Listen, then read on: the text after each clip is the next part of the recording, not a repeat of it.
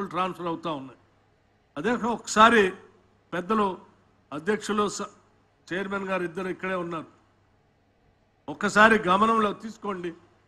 ఈ రాష్ట్ర ప్రభుత్వం నాకు బాగా గుర్తు, ఆనాడు ఇప్పుడున్నటువంటి రాష్ట్ర ముఖ్యమంత్రి రేవంత్ రెడ్డి గారు ఆనాడు రాష్ట్ర కాంగ్రెస్ కమిటీ అధ్యక్షుడిగా వరంగల్ నగరానికి ఇక్కడ నుంచి పెద్దలు రాహుల్ గాంధీ గారితో పాటు ప్రయాణం చేసే కార్యక్రమంలో భాగంగా వారితో పాటు నేను కూడా అదే హెలికాప్టర్లో ప్రయాణం చేశాం సిఎల్పి లీడర్గా.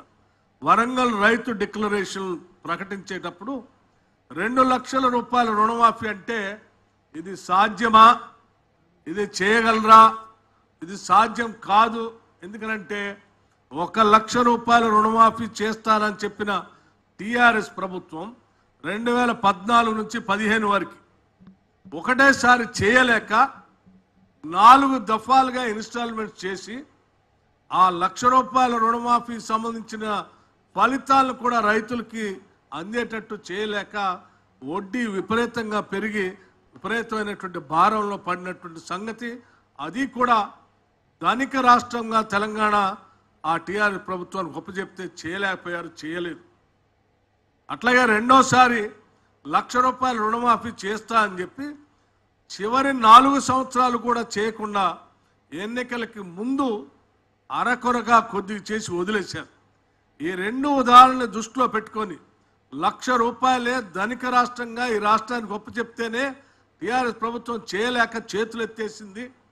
మరి మీరేదో 2 లక్షల రూపాయలు అంటున్నారు, ఇది సాధ్యమా అంటే ఆనాడు రాహుల్ గాంధీ గారు పిసిసి ప్రెసిడెంట్ గారు సాధ్యమే, ఇది చేయాల్సిందే, రాష్ట్ర ప్రజలకి రైతాంగ సోదరులకి కాంగ్రెస్ పార్టీని అధికారంలో తీసుకొచ్చి రైతాంగ సోదరుల కోసం కాంగ్రెస్ ప్రభుత్వం ద్వారా ఇందిరమ్మ రాజ్యంలో ప్రజాప్రభుత్వంలో తప్పనిసరిగా చేస్తాం, మనకు సంకల్పం ఉంది, ఆ సంకల్ప బలంతో ముందుకు పోదామని చెప్పి చాలా గట్టిగా ఆనాడు వరంగల్ సభలో ప్రకటించినటువంటి రోజు నాకు ఇప్పటికీ గుర్తు అధ్యక్ష.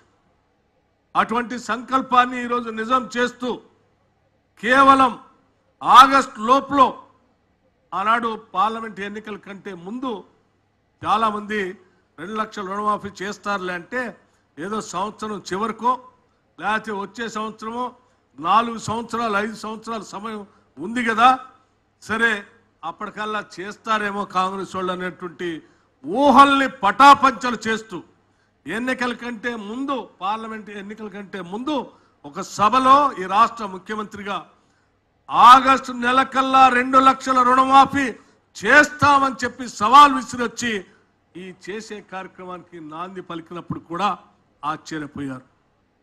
ఆ ఆశ్చర్యాన్ని ఈరోజు నిజం చేస్తూ ఆ 2 లక్షల రుణమాఫీని ఆగస్టు నెలకల్లా పూర్తి చేసి ఇచ్చినటువంటి ఛాలెంజ్ని వాగ్దానాన్ని ఇందిరమ్మ రాజ్యం కాంగ్రెస్ ప్రభుత్వం ఈ రాష్ట్ర ముఖ్యమంత్రి రేవంత్ రెడ్డి గారి నాయకత్వంలో యావత్ మంత్రి మండలి మొత్తం కూడా ఈ కళని ఛాలెంజ్ని నిజం చేస్తుంది, చేయబోతుంది అని చెప్పే కార్యక్రమంలో భాగంగానే ఈరోజు ఈ 2వ విడత చేస్తా ఉన్నాం.